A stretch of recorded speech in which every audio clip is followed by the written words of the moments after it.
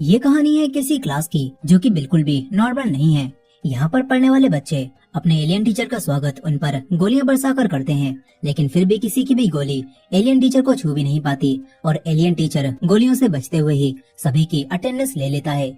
हमारी कहानी का मेन कैरेक्टर नागिसा बताता है कि इस दुनिया में अचानक एक क्रिएचर आ गया जो कि इतना ताकतवर था कि उसने चांद को भी आधे से ज्यादा काट दिया और पूरी दुनिया की मिलिट्री मिलकर भी उसे नहीं रोक सकती थी और सभी ने जापान पर भरोसा करके उन्हें क्रिएचर को संभालने दिया। इसके बाद हम जापान के सबसे मशहूर जूनियर हाई स्कूल को देखते हैं। यहाँ पर थर्ड ईयर के स्टूडेंट्स में एक क्लास ई होती है जिसे सबसे बेकार क्लास समझा जाता है क्योंकि उसमें पढ़ने वाले बच्चे हर चीज में पीछे थे और इसीलिए उन्हें स्कूल की मेन बिल्डिंग से दूर रखा जाता है और बेकार सी क्लास दी जाती है। मगर यहाँ आकर सबको पता चलता है कि उनके नए टीचर कोई इंसान नहीं बल्कि एक क्रिएचर है। वो एलियन बताता है कि मैंने ही तुम्हारे चांद का एक हिस्सा तबाह कर दिया है और अब मैं अगले साल मार्च में तुम्हारी इस दुनिया को भी तबाह कर दूंगा, लेकिन तब तक के लिए मैं तुम्हारा टीचर बनकर रहने वाला हूँ। इसके बाद एक आदमी कारासुमा यहाँ पर आता है और बताता है कि मैं मिनिस्ट्री ऑफ डिफेंस से हूँ और मैं चाहता हूँ कि तुम लोग इस क्रिएचर को जान से मार दो। एक लड़की कहती है कि ये क्या बकवास कर रहे हो, सही से बताओ यहाँ पर क्या चल रहा है। फिर कुरासामा बताता है कि ये क्रिएचर सच बोल रहा है, अगले साल मार्च में ये हमारी दुनिया को भी खत्म कर देगा और ये जानकारी बहुत सीक्रेट है और सिर्फ वर्ल्ड के लीडर्स और अब तुम ये बात जानते हो। इसीलिए अब मैं चाहता हूँ कि तुम हमारा साथ दो और पढ़ाई के साथ साथ इस क्रिएचर को जान से मार दो। फिर कुरासामा एक गन और चाकू निकाल कर दिखाता है कि इस क्रिएचर की स्पीड बहुत तेज है, इसीलिए तुम इसे आसानी से नहीं मार पाओगे। यहीं पर वो क्रिएचर भी बताता है कि तुम्हारी दुनिया को खत्म करना तो बहुत आसान था, इसीलिए मैंने इसे थोड़ा मजेदार बनाने के लिए गवर्नमेंट से एक डील की है कि अगर मुझे इस स्कूल की ई क्लास का टीचर बना दिया जाए तो मैं बच्चों के हाथों मरने के लिए तैयार हूँ। कुरासामा ये भी बताता है कि तुम्हें इस क्रिएचर को मारने के लिए एक अलग तरह की गोलियां, बीबी पैलेट्स और मिनिस्ट्री ऑफ डिफेंस का बनाया हुआ एक खास चाकू इस्तेमाल करना होगा। वो चाकू और वो गोलियां इंसानों को तो कोई नुकसान नहीं पहुंचाएंगी, लेकिन इस क्रिएचर के ऊपर ये काफी असरदार हैं। वो क्रिएचर भी अपने टेंटिकल पर गोली मारकर दिखाता है जिससे उसका हाथ अलग हो जाता है, लेकिन कुछ ही समय में वो अपने हाथ को दोबारा रीजनरेट कर लेता है और ये चीज देखकर सारे बच्चे डर जाते हैं। तभी कुरासामा बताता है कि डरो मत, इसने गवर्नमेंट से डील की है कि ये तुम बच्चों को कोई नुकसान नहीं पहुंचाएगा। फिर कुरासामा कहता है कि अब तुम बच्चों के पास अमीर होने का भी एक मौका है, क्योंकि अगर तुमने साल पूरा होने से पहले इस क्रिएचर को मार दिया तो तुम्हें 10 बिलियन येन मिलेंगे।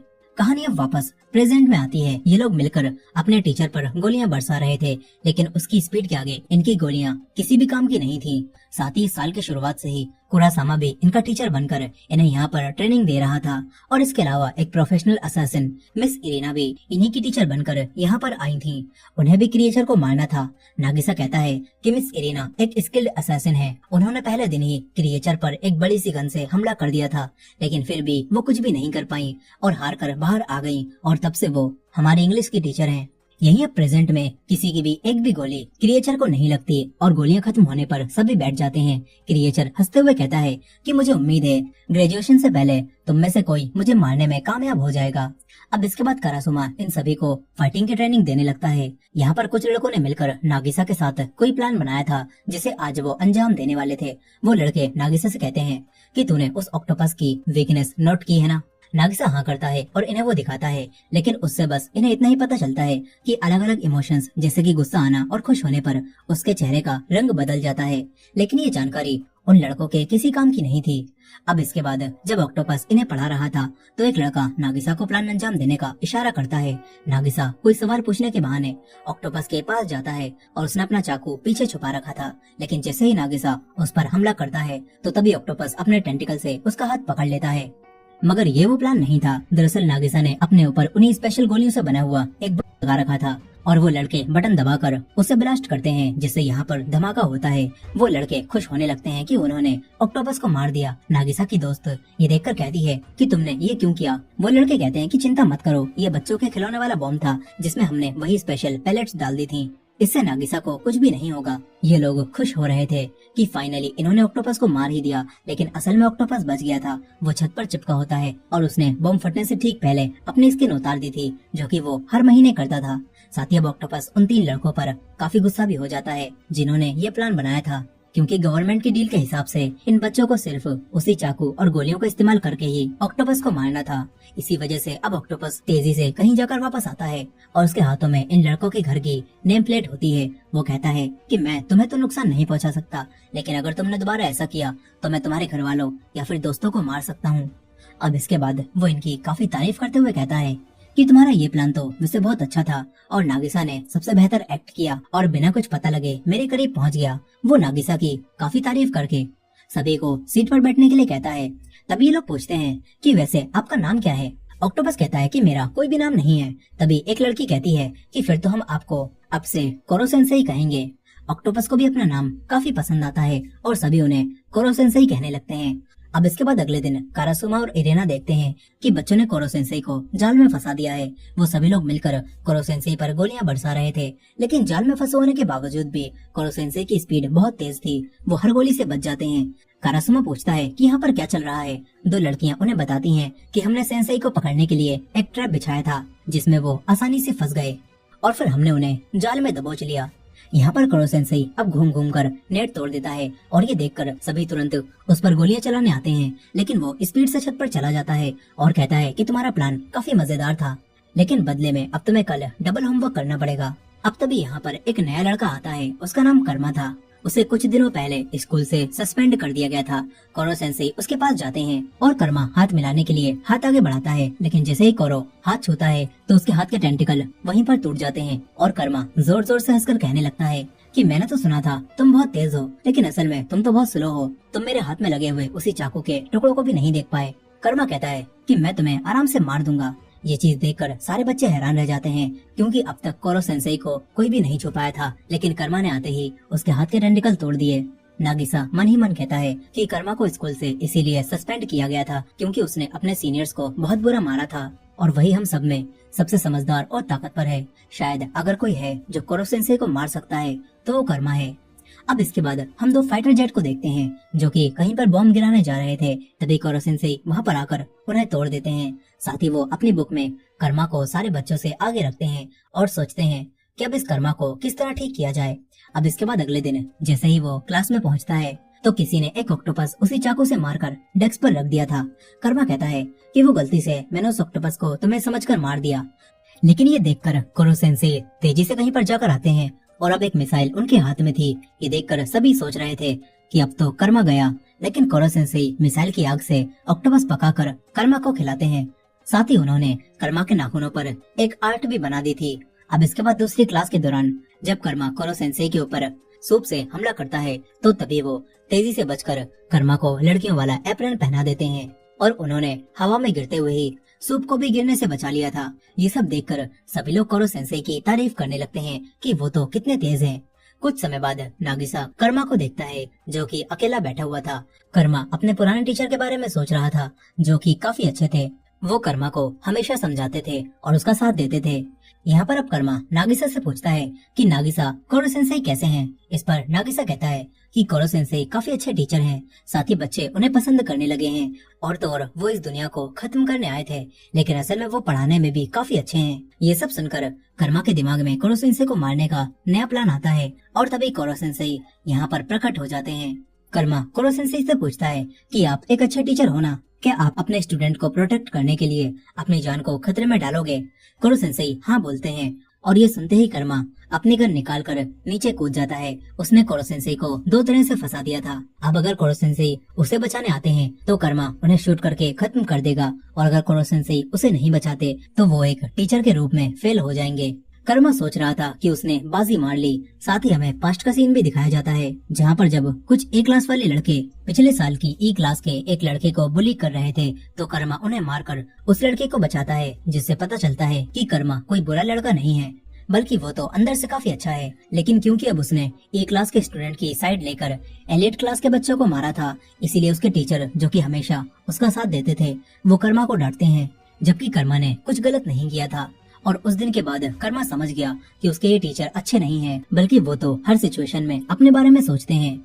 इसी चीज को देखते हुए कर्मा अब कोरो सेंसेई को आजमा रहा था और तभी कोरो सेंसेई अपनी स्पीड से अपने टेंटिकल की मदद से एक जाल बना देते हैं, जिससे कर्मा नीचे गिरने से बच जाता है।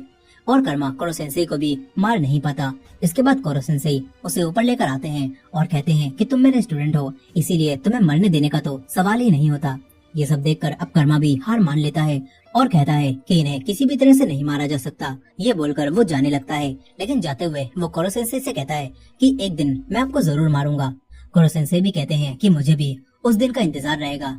यहीं पर नागिसा सोच रहा था कि आखिर कोरो सेंसेई ने कर्मा को बचाने के लिए इतना सब कुछ क्यों किया। वहीं दूसरी तरफ मिलिट्री बेस में सोल्जर्स का लीडर कारासुमा को बताता है कि पिछले 2 महीनों से जब से वो क्रिएचर आया है तब से पूरे वर्ल्ड से हमारे ऊपर मिसाइल से हमले हो रहे हैं ताकि वो क्रिएचर को मार सकें, लेकिन हर बार वो क्रिएचर ही मिसाइल से हमें बचा लेता है, मगर फिर भी हमें किसी भी तरह उस क्रिएचर को मारना होगा। वो लीडर कारासुमा को बताते हैं कि अब हम उस क्लास में एक नए स्टूडेंट को भेजने वाले हैं, शायद वो क्रिएचर को मार सके। अब इसके बाद कोरो सेंसेई की क्लास में एक नया स्टूडेंट आता है। वो कोई इंसान नहीं बल्कि एक एआई रोबोट था और उसे बस एक ही नियम दिया गया था कि उसे किसी भी बच्चे को नुकसान नहीं पहुंचाना है, बाकी किसी भी तरह से वो कोरो सेंसेई को मार सकती है। अब पहले चांस में ही वो कई सारी बड़ी बड़ी गन्स निकालती है और डायरेक्ट कोरो सेंसेई के ऊपर गोलियों की बरसात कर देती है। सारे बच्चे ये देखकर डेस्क के पीछे छुप जाते हैं और कोरो सेंसेई अपनी स्पीड से उन गोलियों से बच रहे थे। फिर गोलियां खत्म हो जाती हैं। अब इसके बाद कारासुमा बताता है कि ये मिलिट्री की लेटेस्ट टेक्नोलॉजी है और इसमें खास बात ये है कि ये एआई खुद सीखकर खुद को इवॉल्व कर सकती है। अब इसके बाद कई दिन बीतते जाते हैं। वो रोबोट हर दिन हमला करती है और कोरो सेंसेई उससे बचते हुए सभी को पढ़ाते हैं। इसी तरह हर बार हमला करके वो डेटा कलेक्ट करती है और बताती है कि पहले दिन हमला करने के बाद कोरो सेंसेई को मारने के चांस 0.001% थे, लेकिन अगले दिन हमला करने के बाद ये नंबर बढ़कर 0.005% हो गए हैं। और इसी तरह हर हमले के बाद मैं खुद को इवॉल्व करती हूँ। इससे ग्रेजुएशन के दिन तक कोरो सेंसेई को मारने के चांस 90% से भी ज्यादा हो जाएंगे। अब इसके बाद अगले दिन सभी स्टूडेंट मिलकर उस रोबोट को बांध देते हैं ताकि वो अपनी गन से बाहर ना निकाल पाए। ये चीज सभी बच्चों ने इसीलिए की थी क्योंकि जब भी वो रोबोट हमला करती थी तो बाकी बच्चों को ही क्लास की सफाई करनी पड़ती थी और इससे क्लास भी डिस्टर्ब हो रही थी। ये सब देखकर कोरो सेंसेई अकेले में रोबोट को समझाते हैं कि तुम्हें पहले बाकी बच्चों से दोस्ती करनी होगी, तभी तुम उनकी मदद ले पाओगी। कोरो सेंसेई रोबोट को सारे बच्चों का डेटा दिखाते हैं और कहते हैं कि तुम लेटेस्ट टेक्नोलॉजी हो ना, जो कि खुद सीख सकती हो, इसलिए इस डेटा को यूज करो और सभी बच्चों से दोस्ती करने की कोशिश करना। अब इसके बाद रोबोट सारे बच्चों का डेटा पढ़ने लगती है। इसके बाद अगले दिन सभी बच्चों के फोन में एक मैसेज आता है और ये वही एआई रोबोट थी जो कि सबकी दोस्त बनने के लिए अब उनके फोन में एक ऐप बनकर आ गई थी। वो कहती है कि अब से मैं एक ऐप बनकर आप सभी के कामों में आपकी मदद कर सकती हूँ। बाकी बच्चों को ये ऐप काफी पसंद आता है। साथ ही वो रोबोट कहती है कि अब से मैं क्लास में अटैक नहीं करूंगी ताकि पहले मैं आप सभी से अच्छी दोस्ती कर सकूं और हम फिर साथ में मिलकर कोरो सेंसेई को मारेंगे। ये सुनकर सभी लोग खुश होते हैं और एक लड़की रोबोट को नया नाम देती है कि हम तुम्हें अब से रित्सु बुलाएंगे। ये नाम रोबोट को भी काफी पसंद आता है। अब तभी इन्हें पता चलता है कि आज एक और स्टूडेंट यहाँ पर ट्रांसफर होकर आने वाला है। कुछ समय बाद वो नया स्टूडेंट छत तोड़कर आता है। उसका नाम इतोना था। वो आते ही कहता है कि मैंने छत तोड़कर साबित कर दिया है कि मैं इस पूरे स्कूल से ज्यादा ताकतवर हूँ। फिर इतोना का गार्डियन यहाँ पर आता है। उसने खुद को व्हाइट कपड़ों से ढक रखा था और वो खुद का नाम शीरो बताता है। यहाँ पर वो रोबोट रित्सु बताती है कि ये इतोना है, मैंने और इसने साथ में ही असैसिन बनने की ट्रेनिंग ली थी। यहाँ पर इतोना कर्मा को देखकर कहता है कि तुम सारे बच्चों में सबसे ताकतवर हो ना, लेकिन मेरे आगे तुम कुछ भी नहीं हो, मगर चिंता मत करना, मैं तुम्हें कुछ भी नहीं करूंगा। मेरा टारगेट तो कोरो सेंसेई है जो कि मुझसे भी ज्यादा ताकतवर है। वो कोरो सेंसेई के पास जाकर कहता है कि कोरो सेंसेई, मैं आपको आराम से मार सकता हूँ क्योंकि आखिरकार हम दोनों सगे भाई हैं। ये बात सुनकर नागिसा हैरान रह जाता है कि ये लड़का इतोना कोरो सेंसेई का भाई है। यहाँ पर इतोना कोरो सेंसेई को फाइट के लिए चैलेंज करता है और फिर क्लास खत्म होने पर ये लोग एक रिंग बनाते हैं और व्हाइट कपड़ों वाला शीरो कहता है कि इस फाइट का रूल सिंपल है, जो भी पहले रिंग से बाहर निकल गया वो हार जाएगा। अब फाइट शुरू होते ही इतोना कोरो सेंसेई का एक टेंटिकल काट देता है और पता चलता है कि उसके सर से भी टेंटिकल्स निकल रहे हैं, जो देखकर सभी बच्चे हैरान रह जाते हैं। और अब कोरो सेंसेई गुस्से में उसी दिन को याद करते हैं जब वो लैब से आजाद हुए थे। इसके बाद वो गुस्से में कहते हैं कि तेरे पास ये टेंटिकल कहाँ से आए। यहाँ पर इतना दोबारा कोरो सेंसेई के ऊपर हमला करता है और दोनों के बीच में जबरदस्त फाइट होती है। कोरो सेंसेई को जल्दी ही अपनी स्किन उतारनी पड़ जाती है ताकि वो टेंटिकल्स को एक बार चकमा दे सकें। नागिसा देखता है कि कोरो सेंसेई तो अब काफी थक चुके हैं। आज तक किसी भी फाइट में उनकी एनर्जी इतनी कम नहीं हुई थी। शीरो कहता है कि कोरो सेंसेई, आपने अपनी एनर्जी अपने टेंटिकल्स को रीग्रो करने में लगा दी और स्किन को उतारने में लगा दी। इससे तो अब आपकी स्पीड बहुत कम हो जाएगी, यानी कि इतोना का जीतना काफी आसान है। इतोना भी कहता है कि कोरो सेंसेई, मैं आपसे ज्यादा ताकतवर हूँ। ये बोलकर वो कोरो सेंसेई पर कई हमले करता है, जिससे एक के बाद एक उनके टेंटिकल्स कटते जाते हैं। वही रोबोट डेटा एनालाइज करके सबको बताती है कि अगले हमले में कोरो सेंसेई के मरने के चांसेस 60% है। और ये चीज देखकर नागिसा अपने चाकू को देखता है और सोचता है कि बस एक दो हमले में ही कोरो सेंसेई मारे जाएंगे। लेकिन नागिसा को अच्छा नहीं लग रहा था। वो नहीं चाहता था कि कोरो सेंसेई इतोना के हाथों से मारे जाएं। अब तभी शीरो इतोना से कहता है कि इतोना, इसका काम खत्म करो।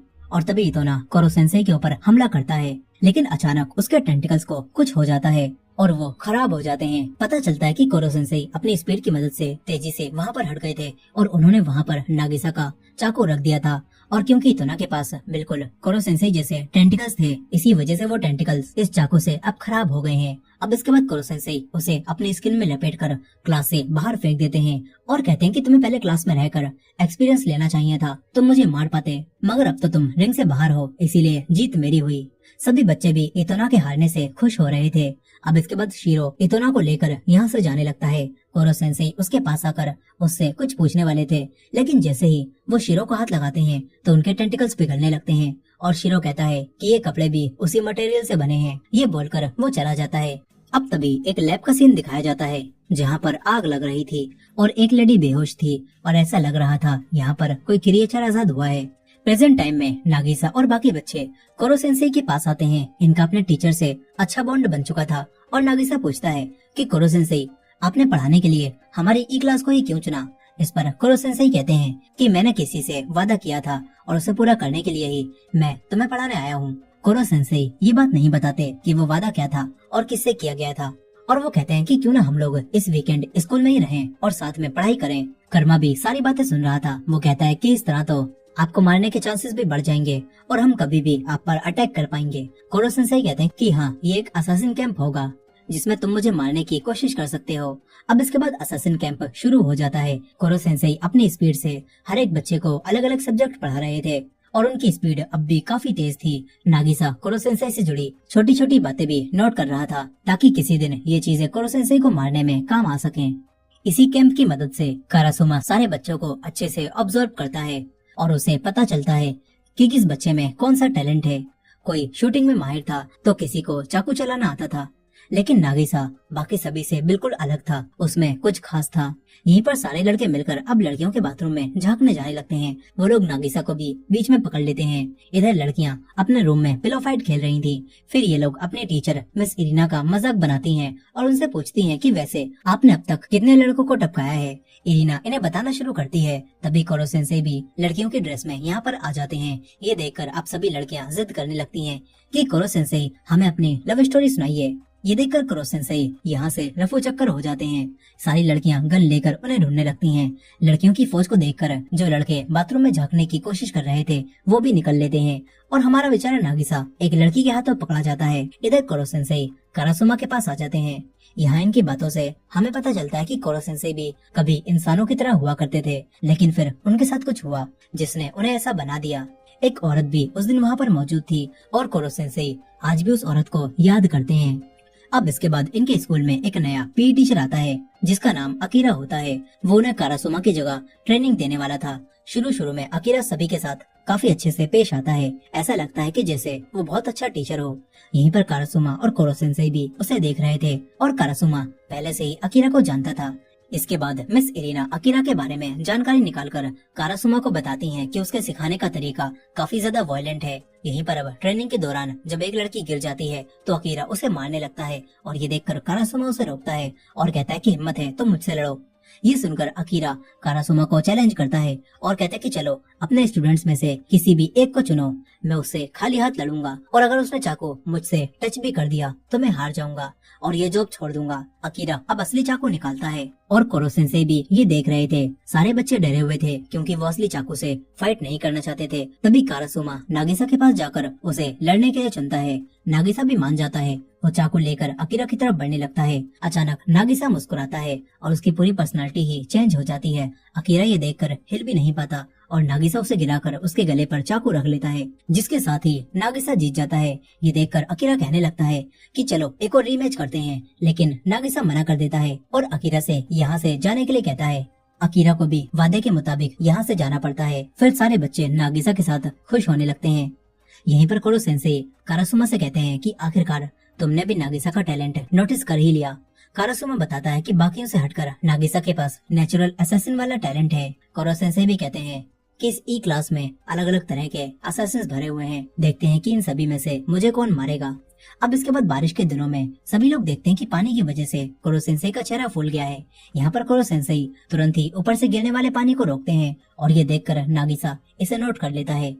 यहीं पर एक लड़की कुरो सेंसेई के पास आकर कहती है कि मैंने बहुत मेहनत से ये जहर बनाया है और मैं चाहती हूँ कि आप इसे पी लें।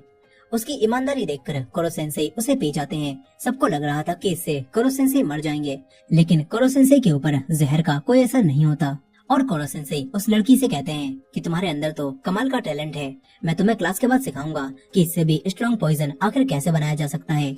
फिर कुरो सेंसेई इन्हें अपनी एक और पावर दिखाते हैं। उन्होंने एक लिक्विड की मदद से अपने शरीर को किसी पेपर की तरह बना लिया था और अब कोई भी उन्हें नहीं पकड़ पाता। और ये लिक्विड भी कुरो सेंसेई ने उसी लड़की से बनवाया था जिसने जहर बनाया था। और कुरो सेंसेई साइंस सब्जेक्ट में उस लड़की की काफी तारीफ करते हैं और फिर सबसे कहते हैं कि चलो अब अपनी अपनी सीट पर बैठो, हमें पढ़ाई करनी है। लेकिन सभी बच्चे कहने लगते हैं कि हम तो क्लास ई में हैं, हमारा पढ़ने का आखिर क्या ही फायदा, हम चाहें जितनी भी कोशिश कर लें हमारे ग्रेड अच्छे नहीं होने वाले। ये बात सुनकर कुरो सेंसेई सारे टीचर्स को इकट्ठा करते हैं और बताते हैं कि असैसिनेशन में कभी भी सिर्फ एक प्लान पर काम नहीं किया जा सकता, तुम्हें मुझे मारने के लिए पढ़ना भी होगा। इसके बाद वो पावर का जलवा दिखाते हुए एक स्पेस से सैटेलाइट को बैकयार्ड में लाते हैं और फिर सभी को बताते हैं कि मैं एक सुपर बीइंग क्रिएचर हूँ, अगर तुम्हें मुझे मारना है तो एक के साथ साथ तुम्हें सेकंड प्लान पर भी काम करना पड़ेगा और साथ ही तुम्हें पढ़ाई में भी अच्छा होना होगा, क्योंकि एक असैसिन को हर एक चीज में माहिर होना पड़ता है। अब इसके बाद कुरो सेंसेई सभी बच्चों को एक लकी चांस देते हैं और कहते हैं कि इस साल मिड टर्म्स के एग्जाम में जो भी बच्चे एक सब्जेक्ट में टॉप स्कोर लाएंगे तो उन्हें मेरा एक टेंटिकल काटने का मौका मिलेगा।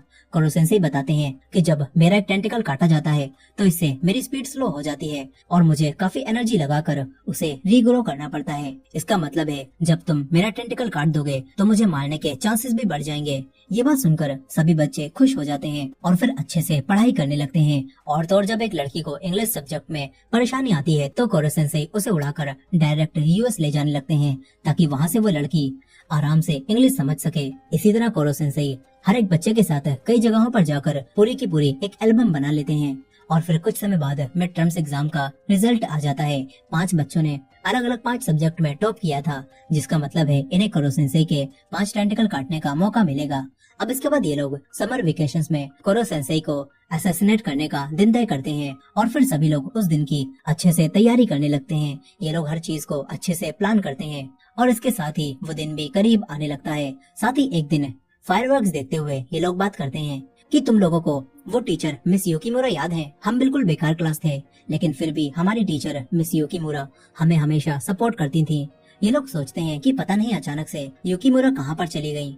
अब अगले दिन कुरो सेंसेई को असैसिनेट करने का दिन आ जाता है। ये लोग कुरो सेंसेई को चारों तरफ से बांध देते हैं और पानी और हथियारों के साथ रेडी हो जाते हैं। नागिसा की नोट की हुई जानकारी के मुताबिक इन्हें पता चल गया था कि कुरो सेंसेई पानी से कमजोर हो जाते हैं और साथ ही अब टेंटिकल्स काटने के बाद ये लोग कुरो सेंसेई को पानी से और कमजोर करेंगे, जिससे उन्हें मारना और आसान हो जाएगा।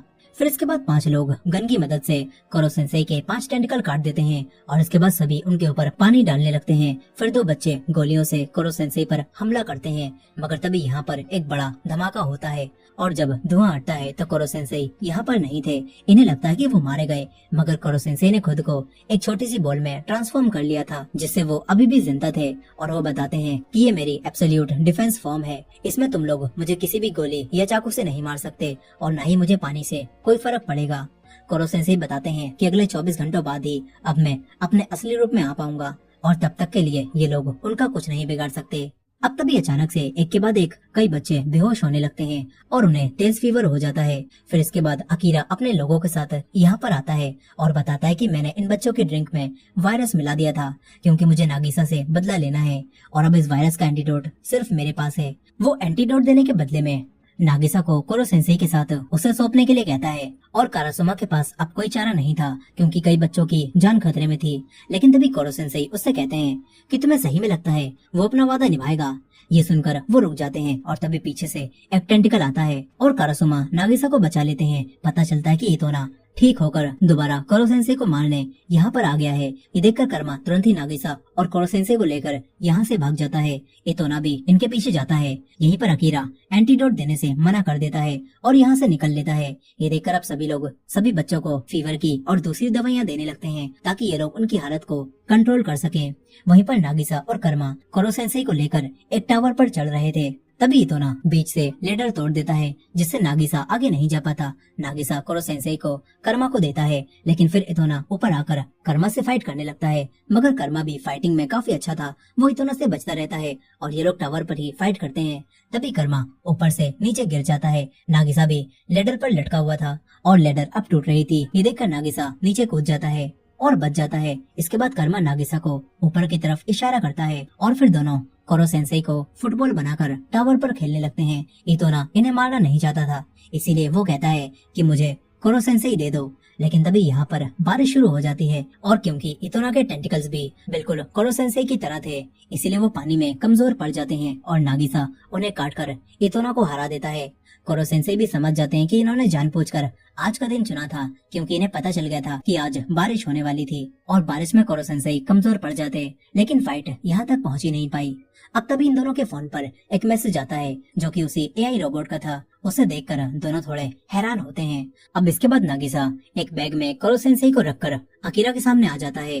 अकीरा ने उसकी दोस्त को पकड़ लिया था और अकीरा उसकी दोस्त के बदले में कोरो सेंसेई को मांगता है जिन्हें वो सीमेंट में उन्हीं गोलियों के साथ दफन करने वाला था ताकि उसे 10 बिलियन येन मिल सके।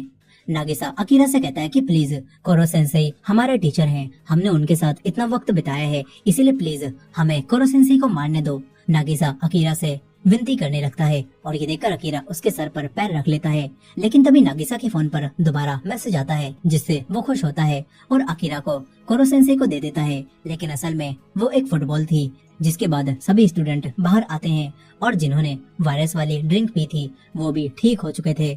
अब इसके बाद ये सभी मिलकर अकीरा को ही सीमेंट में दबा देते हैं और फिर पता चलता है कि उसी लड़की ने जिसने पहले जहर बनाया था उसने अपने टैलेंट से इस वायरस का एंटीडोट भी बना लिया था और उसी एआई रोबोट की मदद से इन्हें सारी जानकारी मिल पाई थी जिससे ये लोग अकीरा को हरा पाए।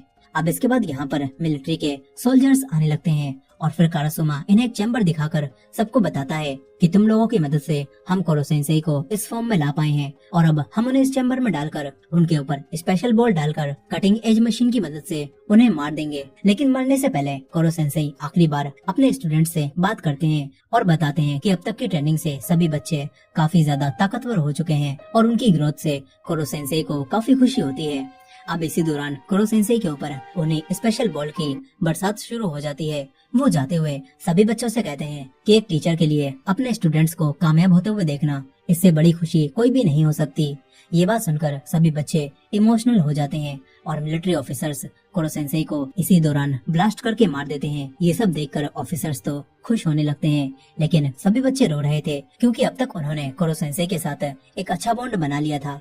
नागिसा भी काफी दुखी था और रो रहा था लेकिन तभी उसके पास कोरो सेंसेई का हाथ आता है जो कि उसे टिश्यू पेपर देता है और फिर सभी लोग कोरो सेंसेई को जिंदा देखकर हैरान रह जाते हैं। इसके बाद मिलिट्री फैसला कर लेती है कि कोरो सेंसेई को मारना उनके बस की बात नहीं है, जिसके बाद इनका सेकंड टर्म भी स्टार्ट हो जाता है और कोरो सेंसेई पहले की तरह ही इन्हें पढ़ाने लगते हैं और ये लोग उन्हें मारने की भी कोशिश करते हैं। साथ ही अब वही लड़का इतोना भी इनके साथ ही क्लास में पढ़ने आने लगा था और कोरो सेंसेई भी खुश थे। वो उसी दिन को याद कर रहे थे जब लैब में वो एक्सीडेंट हुआ था और यहाँ पर हमें पता चलता है कि जो लेडी वहाँ पर मरी थी वो कोई और नहीं बल्कि इनकी पुरानी टीचर मिस युकीमुरा थी, जिन्होंने मरते वक्त कोरो सेंसेई से इस क्लास को अच्छे से पढ़ाने के लिए कहा था और कोरो सेंसेई युकीमुरा से किया हुआ वादा निभाने के लिए ही इस ई क्लास को पढ़ाने आया था। और अब सभी बच्चे दोबारा पढ़ने के लिए तैयार हो जाते हैं। सभी बच्चे काफी खुश थे और इसी एंडिंग के साथ ये कहानी यहाँ पर खत्म हो जाती है।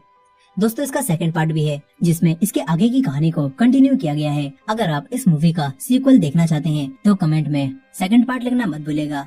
और ये वीडियो पसंद आई हो तो वीडियो को लाइक करके हमारे चैनल को भी सब्सक्राइब कर लीजिएगा। मिलते हैं नेक्स्ट वीडियो में।